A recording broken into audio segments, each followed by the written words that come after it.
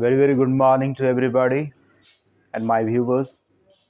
I am MS Akbar with you once again in this spoken English online class from Arham Trust.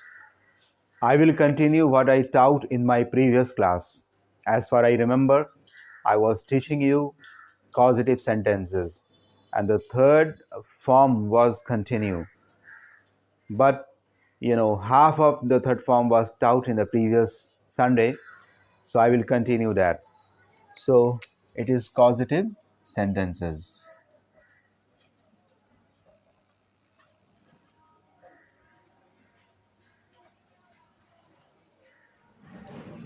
Its third form was related to verb to get or verb to have. With this, one sentence was taught that was assertive. Today, I am going to teach you this form with imperative sentences. Imperative sentences mean sentences of order, advice, request in both form, positive as well as negative. So let us see now imperative sentences.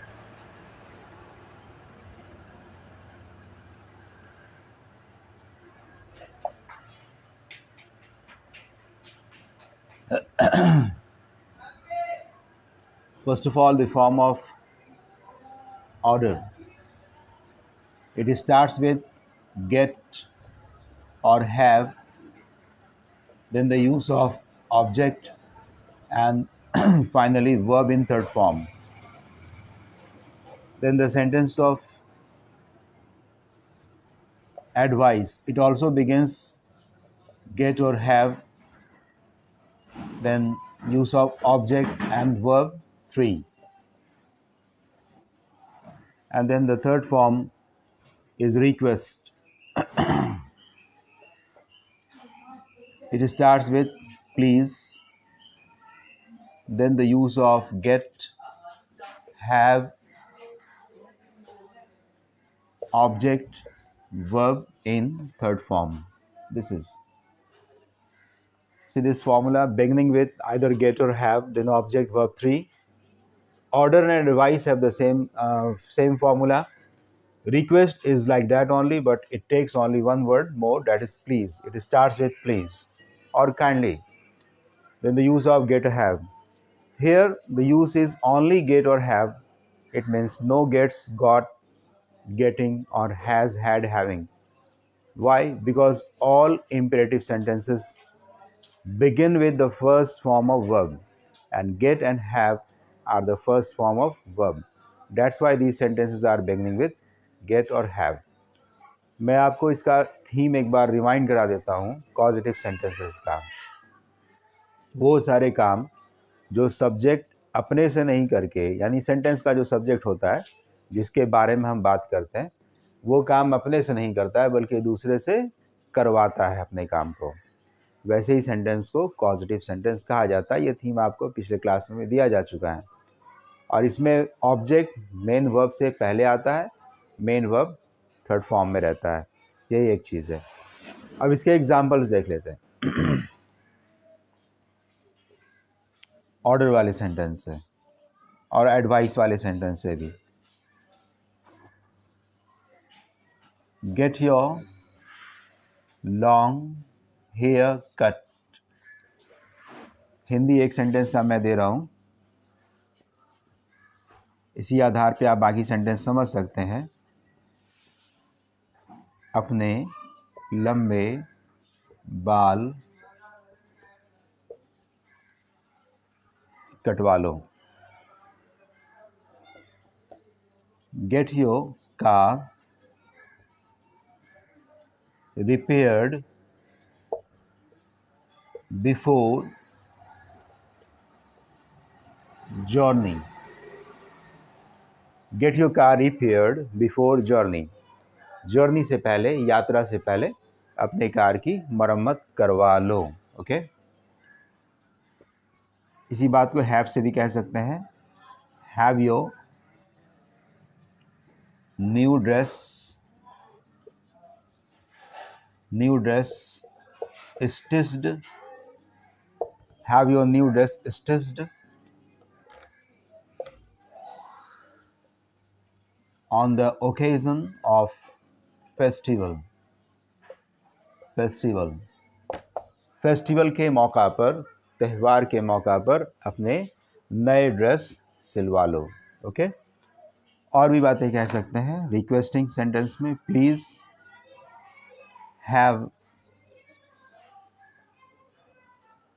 Have my bill passed. कहीं पर आपका bill रुका हुआ तो आप ऐसे request कर सकते हैं. Please have my bill passed. मेहरबानी कर मेरा बिल पास करवा दो. One more example. Please have this form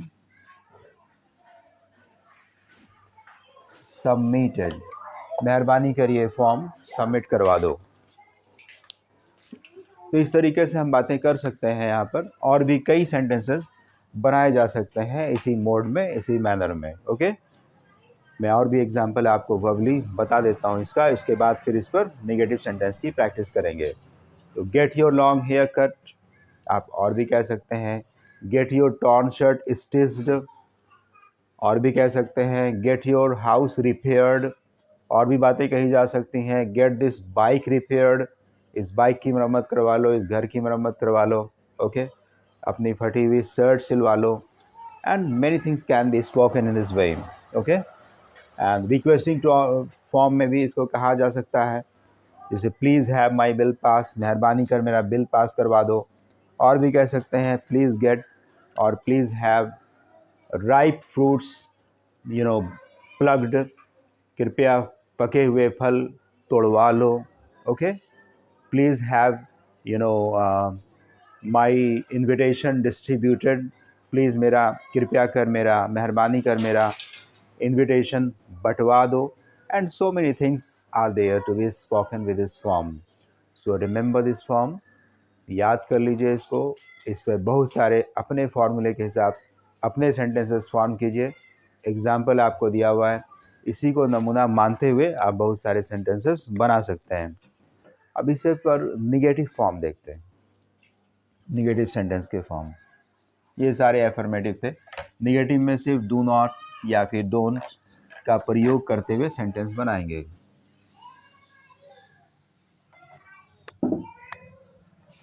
imperative sentences के निगेटिव फॉर्म में.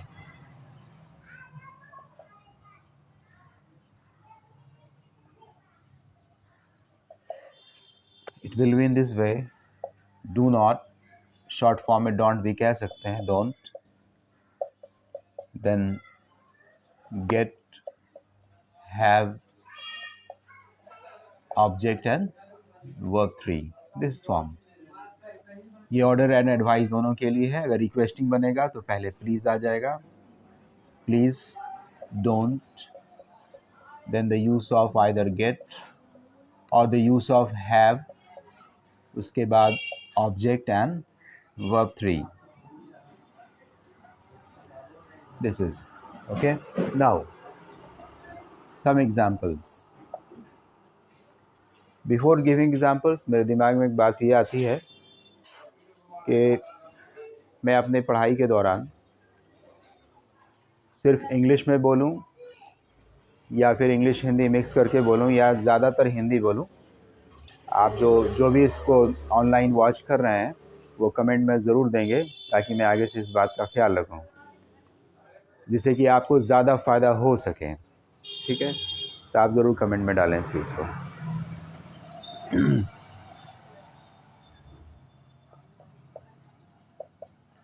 Don't get your friend insulted. In Hindi,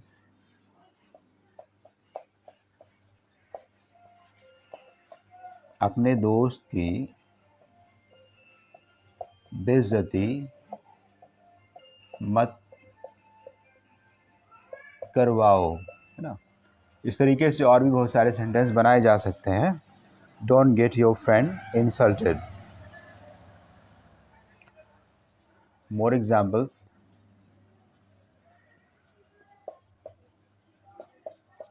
don't get unripe fruits plucked.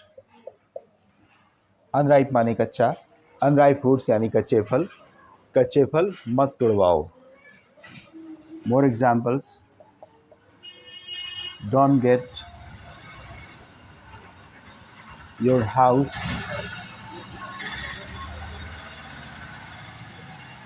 Broken, अपना घर मत तोड़वाओ. रिक्वेस्टिंग में ही बना सकते हैं, please don't have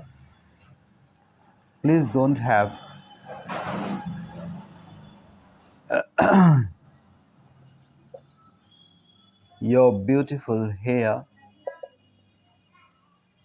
cut. Please don't have your beautiful hair cut. तो मेहरबानी कर अपने खूबसूरत बाल मत कटवाओ.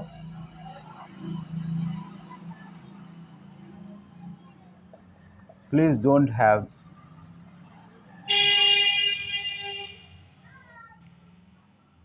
have your new car sold. कृपया मेहरबानी कर अपने नए कार मत बेचवाओ. And many things can be spoken in this way, जो रिक्वेस्टिंग टोन में होंगे, रिक्वेस्टिंग स्टाइल में होंगे. सो निगेटिव सेंटेंसेस बनाने का फॉर्मूला है, एक बार फिर से देख लीजिए इसको. Start with do not, then get have, object verb 3. और रिक्वेस्टिंग सेंटेंस में प्लीज़ से बिगिन करेंगे. प्लीज़ के बाद don't, get have, object and verb 3. Sentences इस तरह से हैं. Don't get your friend insulted, अपने दोस्त की बेइज्जती मत करवाओ. Don't get unripe fruits plucked, कच्चे फल मत तोड़वाओ. Don't get your house broken, अपने घर मत तोड़वाओ. Please don't have your beautiful hair cut, कृपया अपने खूबसूरत बाल मत कटवाइए. And please don't have your new car sold, कृपया अपने नए कार मत बेचवाएं. इसमें गेट एंड हैव एक दूसरे के सब्स्टिट्यूट हैं, दोनों में से आप किसी का इस्तेमाल कर सकते हैं. मगर एक स्लाइट डिफरेंस है दोनों में. वो डिफरेंस यही है कि have is politer than get. Have जो वर्ड है वो ज़्यादा पोलाइट है, ज़्यादा विनम्र है, सॉफ्ट वर्ड है. तो वो बातें जो आप रिक्वेस्टिंग टोन में बोलेंगे तो वहाँ पे गेट के बदले हैव का प्रयोग कर सकते हैं. हालांकि अगर गेट भी बोलेंगे तो आइडिया वहाँ पे क्लियर हो जाएगा. तो गेट एंड हैव में एक ही स्लाइट डिफरेंस है, एक बारीक फ़र्क यही है कि हैव का प्रयोग तब करें जब आप थोड़ा पोलाइट दिखने की कोशिश करेंगे, ठीक है, या ज़्यादा पोलाइट बात बोलेंगे. जैसे कि यहाँ पे कहा गया अपने खूबसूरत बाल मत कटवाइए, तो यहाँ लिखा है please don't have your beautiful hair cut.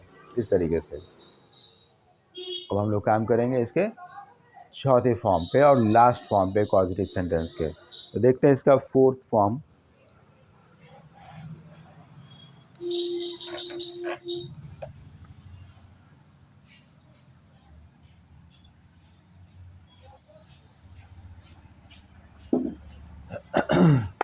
Its fourth form is related to verb to make. Verb to make इसका मतलब होता है use of make, makes and made. Continuous form में भी यूज़ किया जा सकता है, यानी मेकिंग का भी प्रयोग कर सकते हैं अगर सेंटेंस वैसा है तो.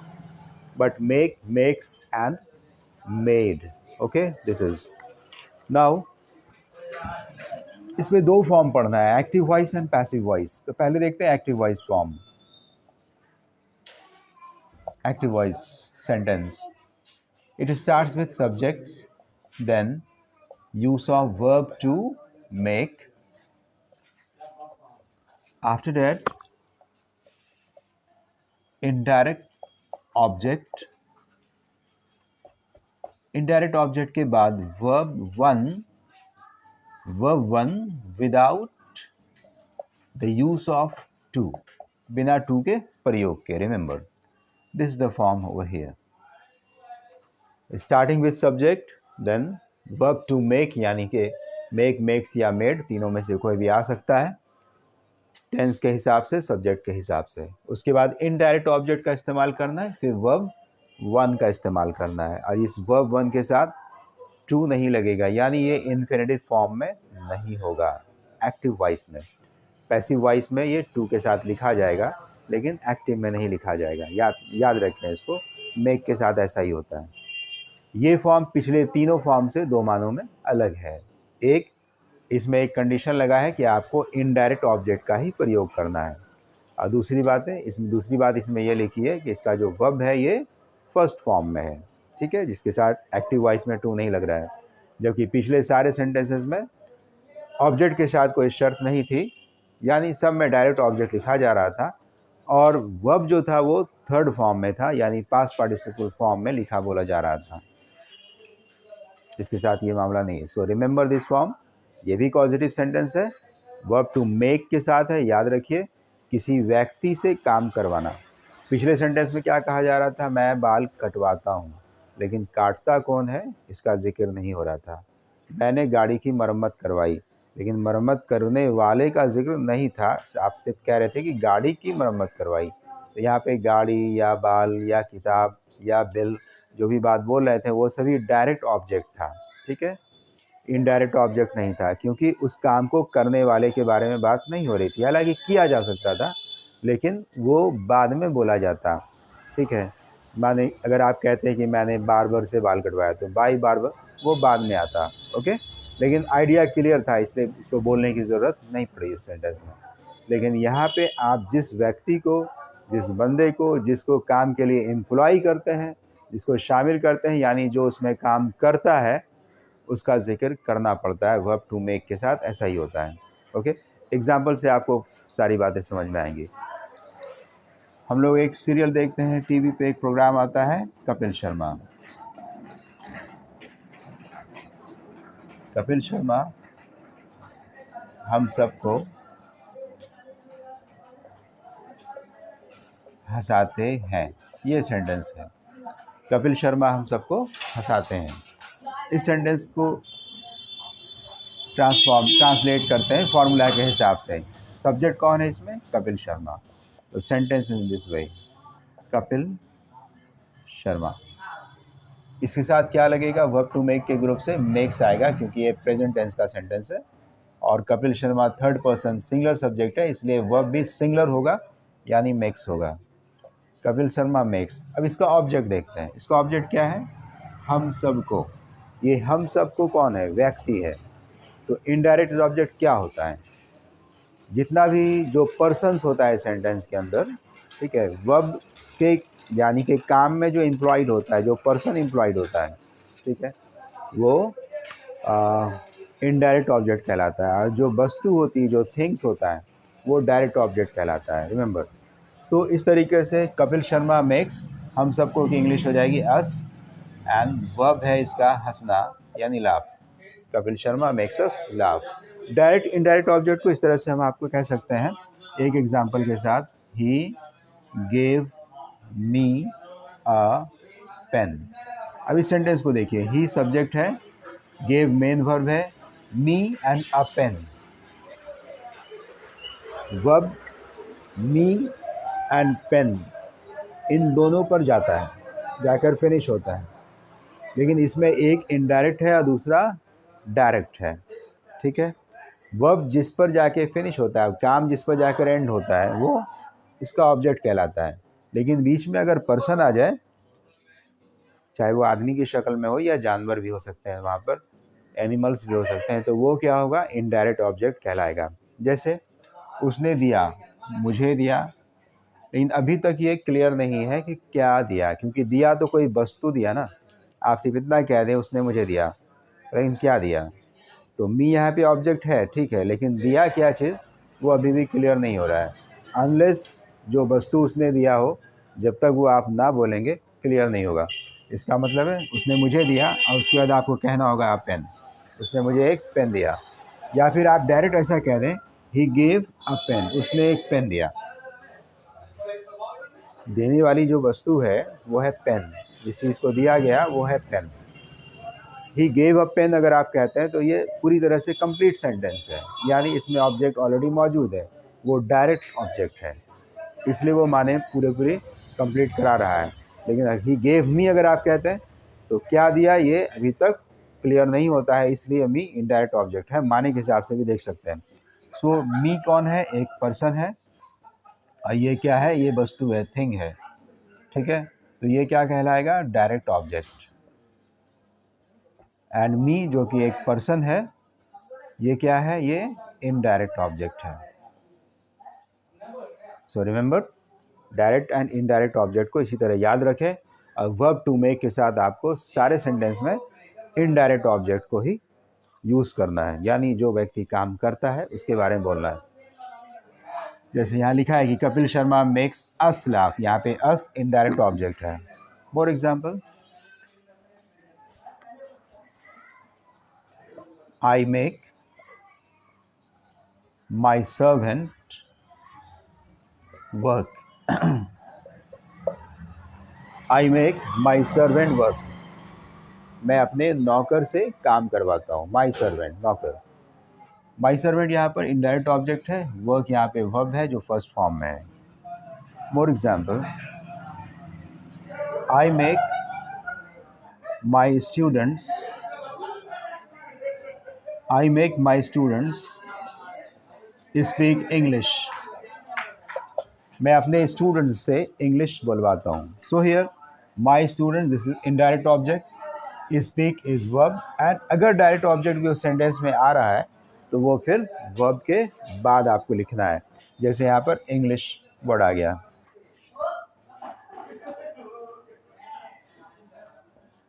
I make my dog run, मैं अपने कुत्ता को दौड़वाता हूँ। ही मेक्स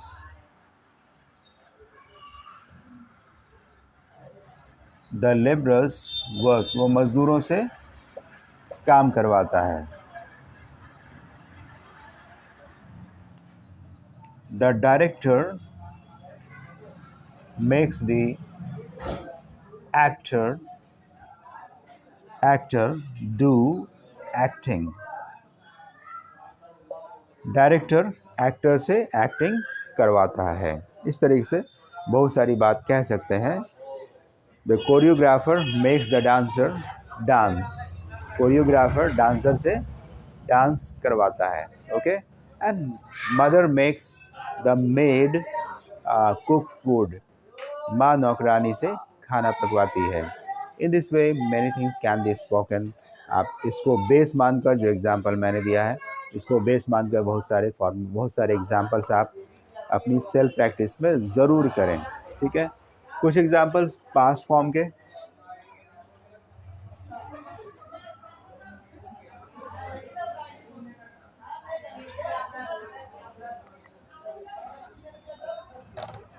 पास्ट फॉर्म के,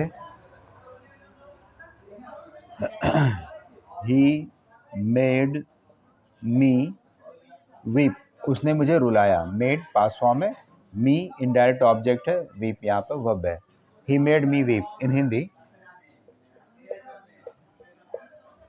उसने मुझे रुलाया।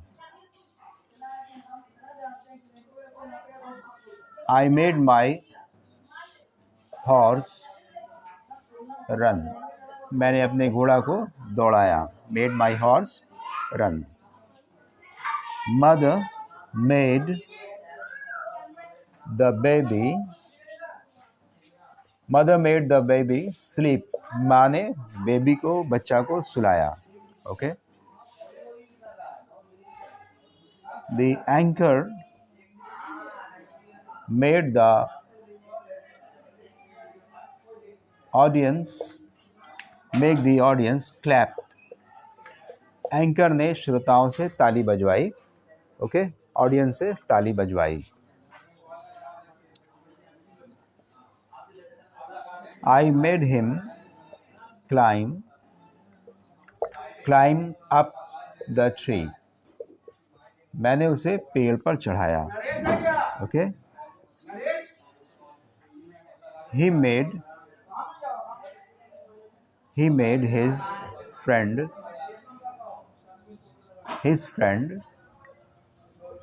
स्पीक ट्रुथ, उसने अपने दोस्त से सच बुलवाया. Many things can be spoken in this way.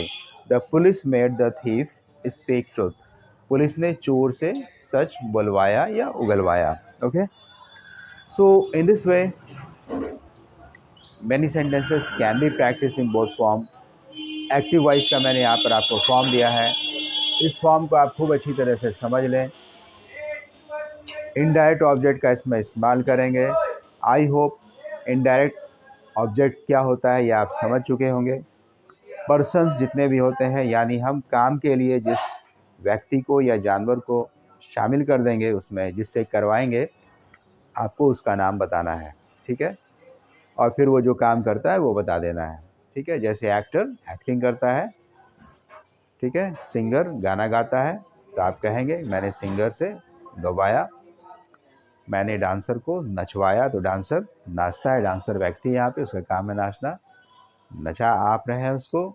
Subject जो है वो उसको नचवाता है. जैसे कपिल शर्मा हम सबको हंसाता है, तो कपिल शर्मा मेक्स अस, हम लोग हंसते हैं, वो नहीं हंसता, वो कारण बनता है, काउज बनता है. हंसते हम लोग हैं यहाँ पर. हम लोग यहाँ पर इनडायरेक्ट ऑब्जेक्ट हैं जो कि पर्सन है. अब इसका पैसिव वॉइस का फॉर्म देखिए.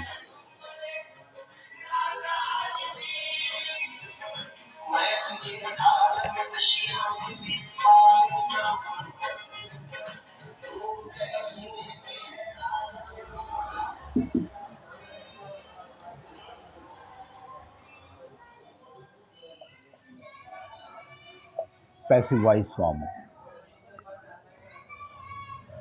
Passive voice form starts with indirect object.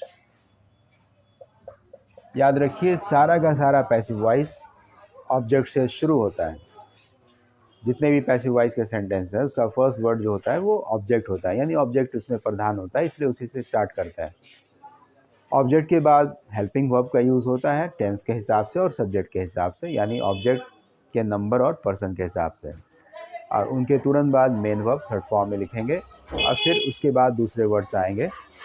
Subjects अगर अंडरस्टूड हो तो उसको बताने की ज़रूरत नहीं होती है, यानी माध्यम बाई के बाद अगर वो अंडरस्टूड होता है तो वो बताने की ज़रूरत नहीं होती है, बोलने की ज़रूरत नहीं होती. तो इनडायरेक्ट ऑब्जेक्ट के बाद इसमें हेल्पिंग वर्ब आ रहा है. Helping verb, then use of made, only made. Remember made के बाद टू वर्ब, यानी ये इन्फिनेटिव फॉर्म में आएगा.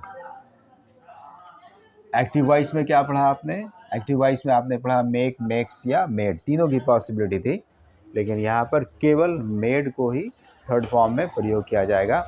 तो फॉर्म इस तरीके से है. इनडायरेक्ट ऑब्जेक्ट, उसके बाद हेल्पिंग वर्ब, हेल्पिंग वर्ब के बाद मेड, मेड के बाद वर्ब के साथ इन्फिनेटिव लगाना है, यानी टू लगाना है, 2 + वर्ब 1. Some examples.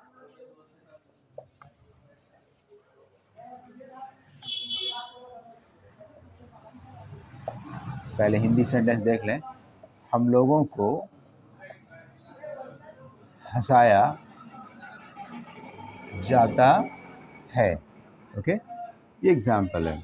हम लोगों को यहाँ से स्टार्ट करेंगे तो सब्जेक्टिव केस में हम लोग वी बन जाता है.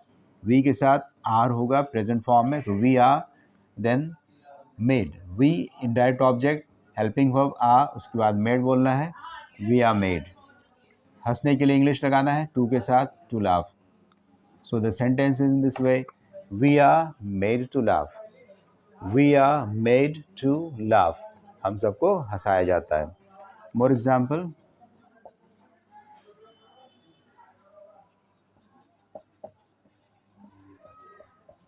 नौकर से काम करवाया जाता है. नौकर से काम करवाया जाता है. The servant is made to work. The servant is made to work. नौकर से काम करवाया जाता है. Now directly in English.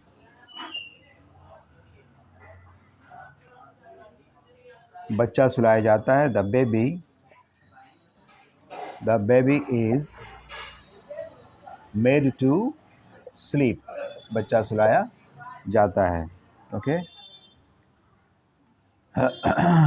उसे रुलाया गया, पास्ट फॉर्म में बनाएंगे तो ही वॉज हो जाएगा, he was made to weep. ठीक है, चोर से सच कहलवाया गया, the thief was made to speak truth, चोर से सच कहलवाया गया। And many examples, he was made to climb up या ऑन द ट्री, उसे पेड़ पर चढ़ाया गया। Okay, and the maid was made to cook food, the maid was made to cook food, नौकरानी से खाना पकवाया गया, the maid was made to cook food. In this way, so many things can be done, so many examples can be made. Verb to make की summary एक बार फिर से समझ लीजिए। Causative sentences verb to make के साथ बनाएंगे। Active voice में तो make, makes या made का प्रयोग होगा। Passive voice में बनाएंगे तो केवल made का प्रयोग करेंगे। Active voice इसका फॉर्मूला इस तरीके से है कि इसमें सब्जेक्ट के बाद verb to make के बाद indirect object, फिर verb पहले फॉर्म में। पैसिव वॉइस का फॉर्मूला आपके सामने बोर्ड पर अभी भी लिखा है, इनडायरेक्ट ऑब्जेक्ट, फिर हेल्पिंग वर्ब, फिर made, and then verb in infinitive form. So this is here to do. So causative sentences are over today. एक बार फिर से इसको समझ लीजिए, इसके थीम को, बड़ा ही आसान सा थीम है और ऐसी बातें हम लोग अक्सर करते हैं, यानी हर दिन करते हैं, क्योंकि बहुत सारे काम जो है हम लोग अपने से नहीं करते हैं, दूसरों से करवाते हैं।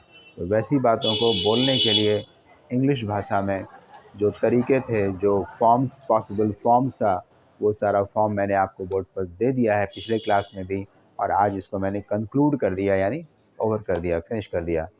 इन सारे फॉर्म्स का आप रिवीजन कर लें और प्रैक्टिस जब तक सेल्फ सेंटेंसेस बनाकर, अपने सेंटेंसेस बनाकर नहीं करेंगे तो आपके माइंड में नहीं रहेगा ज़्यादा दिनों तक।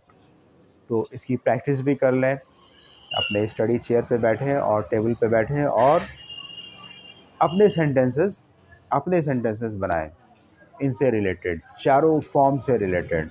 तो पहला फॉर्म मैंने जो दिया था आपको वो था कैन हैव, कुड हैव से रिलेटेड। दूसरा फॉर्म शुड हैव गॉट का था।